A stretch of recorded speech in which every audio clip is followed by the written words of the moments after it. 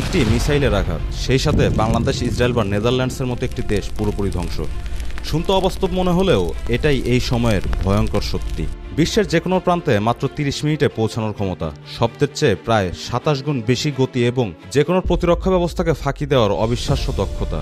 শুনতে সাইফাই সিনেমার মতো লাগলেও এটা রাশিয়ার নতুন প্রজন্মের RS-28 সারমাট মিসাইলের ক্ষমতা। কিন্তু রাশিয়ার এই অজেয় অস্ত্রের দাবি কতটা সত্যি? ন্যাটো একে দেখেই নাম দিয়েছে সাইটান 2 বা দ্বিতীয় শয়তান। রাশিয়ার প্রেসিডেন্ট ভ্লাদিমির পুতিন নিজে এই অস্ত্র উন্মোচনের সময় হুঁশিয়ারি দিয়ে বলেছিলেন, এই ক্ষেপণাস্ত্র রাশিয়ার শত্রুদের যে কোনো পদক্ষেপ নেওয়ার আগে দুবার ভাবতে বাধ্য করবে।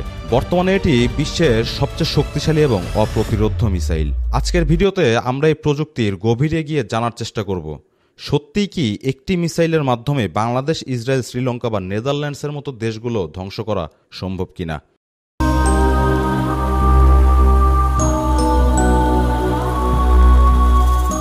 এটি এমন একটি মিসাইল যা প্রায় 11 তলা ভবনের সমান উঁচু, ওজন 200 টনেরও বেশি, আর এটি 18,000 কিলোমিটার দূরের যে কোনো লক্ষ্যবস্তুতে নির্ভুলভাবে আঘাত হানতে পারে। এর মানে হলো রাশিয়ার এক প্রান্ত থেকে ছুঁড়ে এটি পৃথিবীর অপর প্রান্তে থাকা যে কোনো শহরে পৌঁছাতে সক্ষম। আর পৌঁছাতে যে সময়টা লাগবে সেটাও চমকে দেওয়ার মতো। যদিও কিছু রিপোর্টে সময় বাড়িয়ে বলা হলেও সাধারণভাবে ধারণা করা হয় যে রাশিয়া থেকে লন্ডন বা ইউরোপের অন্য কোনো শহরে আঘাত হানতে এর 20 বা 30 মিনিটের বেশি সময় লাগবে না। এটাই হলো RS-28 সারমাট, এই মুহূর্তে পৃথিবীর সবচেয়ে আধুনিক এবং শক্তিশালী ইন্টারকন্টিনেন্টাল ব্যালিস্টিক মিসাইল বা ICBM। শয়তান 2 নামটার পেছনে একটা ইতিহাস আছে। এই মিসাইলের পূর্বসূরি ছিল সোভিয়েত ইউনিয়নের তৈরি R-36M নামের একটি ICBM। স্নায়ুযুদ্ধের সেই সময়ে সোভিয়েত ইউনিয়নের এই অস্ত্রটিকে দেখে পশ্চিমা দেশগুলো, বিশেষ করে ন্যাটো, এতটাই আতঙ্কিত হয়েছিল যে তারা এর সাংকেতিক নাম দিয়েছিল SS-18 সাইটান। আর 36M ছিল তৎকালীন বিশ্বের সবচেয়ে শক্তিশালী এবং ভারী ICBM, যা আমেরিকার মিসাইল ডিফেন্স সিস্টেমকে ভেদ করে আঘাত হানার জন্য ডিজাইন করা হয়েছিল। এর বিশাল আকার এবং একাধিক পরিমাণ পারমাণবিক ওয়ারহেড বহনের ক্ষমতা আমেরিকার জন্য এক বিরাট মাথা ব্যথার কারণ ছিল। সময় বদলেছে, সোভিয়েত ইউনিয়ন ভেঙে গিয়েছে, কিন্তু পারমাণবিক অস্ত্রের প্রতিযোগিতা থামেনি। রাশিয়া তার পুরনো শয়তান মিসাইলকে আরও আধুনিক, আরও ভয়ঙ্কর এবং আরও অপ্রতিরোধ্য করে নতুন রূপে ফিরিয়ে এনেছে, এবং শয়তান 1-এর উত্তরসূরি হিসেবে এর নাম হয়েছে শয়তান 2। রাশিয়ার দাবি, সারমাটের মতো একটি ক্ষেপণাস্ত্র তৈরি করতে পশ্চিমা দেশগুলোর 1 দশকেরও বেশি সময় লেগে যাবে। এই নতুন শয়তান শুধু তার পূর্বসূরির মতো ভয়ঙ্কর নয়, বরং প্রযুক্তিগত দিক থেকে এটি এতটাই উন্নত যে একে থামানো এক প্রকার অসম্ভব বলে মনে করা হয়। একটি মিসাইলের আসল পরিচয় তার পেলোড বা ওয়ারহেডে। সারমাট এই জায়গাতেও বাকিদের থেকে অনেক বেশি এগিয়ে। এটি প্রায় 10 টন পর্যন্ত পেলোড বহন করতে সক্ষম। এই 10 টন জায়গার মধ্যে কি থাকে সেটাই সবচেয়ে ভয়ের কারণ।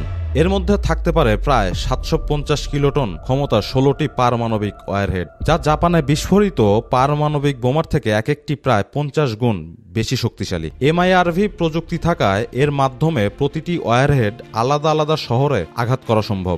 MIRV প্রযুক্তির মানে হলো একটি RS-28 সারমাট মিসাইল বায়ুমণ্ডলে প্রবেশের আগে একাধিক ছোট ছোট পারমাণবিক বোমায় বিভক্ত হয়ে যায় এবং প্রতিটি বোমা আলাদা আলাদা লক্ষ্যবস্তুতে আঘাত হানতে পারে।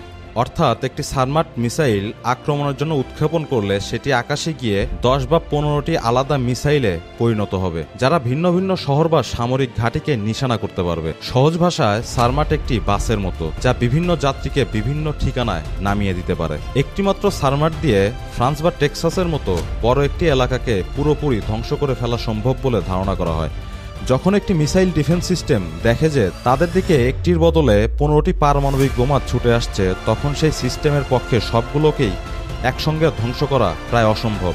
সাধারণত রাশিয়া থেকে আমেরিকা মিসাইল হামলা চালাতে হলে সবচেয়ে ছোট রাস্তা হলো উত্তর মেরুর উপর দিয়ে।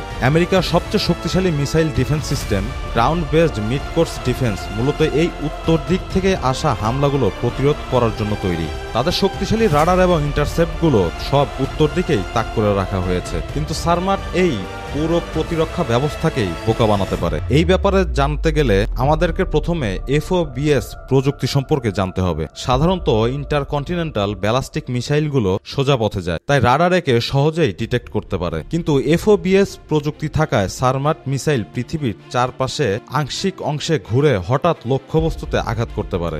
FOBS প্রযুক্তিযুক্ত মিসাইল দিয়ে দক্ষিণ মেরু বা যে কোনো অপ্রত্যাশিত দিক থেকে আক্রমণ করা সম্ভব, যার কারণে যে কোনো রাডারে এটা ধরা পড়ার সম্ভাবনা অনেক কম।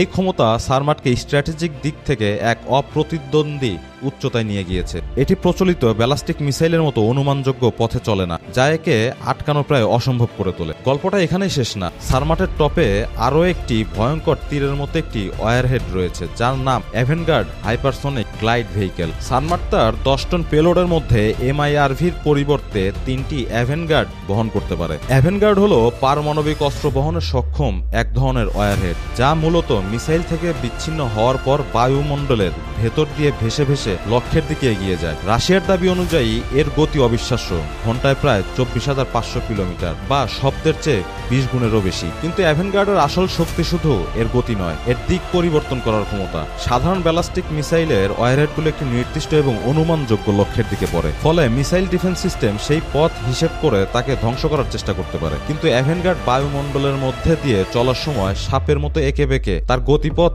এবং উচ্চতা পরিবর্তন করতে পারে। যখন কোনো ইন্টারসেপ্টর মিসাইল একে ধ্বংস করার জন্য এগিয়ে আসে, অ্যাভেনগার্ড তখন তার পথ পরিবর্তন করে পাশ কাটিয়ে চলে যেতে পারে। এই হাইপারসনিক গতি এবং অবিশ্বাস্য ম্যানুভারিং ক্ষমতার কারণে বর্তমান বিশ্বের কোনো মিসাইল ডিফেন্স সিস্টেমের পক্ষে অ্যাভেনগার্ডকে আটকানো সম্ভব নয় বলে দাবি করা হয়। অর্থাৎ সারমাট একই সাথে দুটি ভিন্ন ধরনের হুমকি তৈরি করতে পারে। একদিকে যেমন অনেকগুলো ওয়ারহেড দিয়ে ডিফেন্স সিস্টেমকে দুর্বল করে দিতে পারে, তেমনি অন্যদিকে অ্যাভেনগার্ডের মতো অপ্রতিরোধ্য যান দিয়ে সবচেয়ে সুরক্ষিত লক্ষ্যবস্তুতেও আঘাত আনতে পারে। একটি মিসাইলকে ধ্বংস করার সেরা সময় হলো তার লঞ্চিং এর ঠিক পরের মুহূর্তে, যাকে বলা হয় বুস্ট ফেজ। এই সময় মিসাইলের রকেট ইঞ্জিনগুলো জ্বলতে থাকে এবং এটি বিপুল পরিমাণ তাপ ও আলো ছড়ায়। পৃথিবীর কক্ষপথে ঘুরতে থাকা সামরিক স্যাটেলাইটগুলো এই তাপ শনাক্ত করেই বুঝতে পারে যে একটি মিসাইল উৎক্ষেপণ করা হয়েছে। রাশিয়ার দাবি অনুযায়ী সারমাট এই জায়গাতেও নিজেকে এক ধাপ এগিয়ে রেখেছে। এর বুস্ট ফেজ অর্থাৎ ইঞ্জিন জ্বলার সময়কাল অত্যন্ত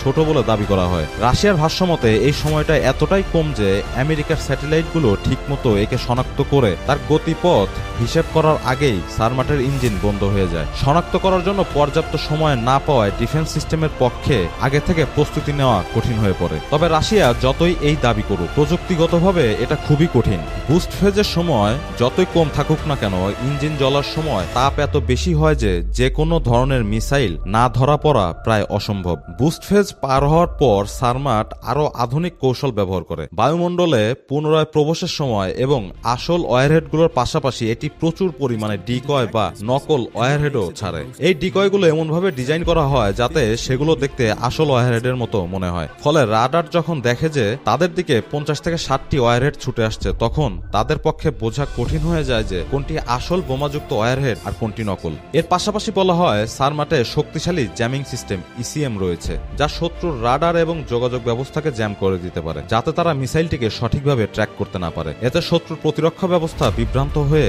রাডারে ভুল তথ্য পাঠায়।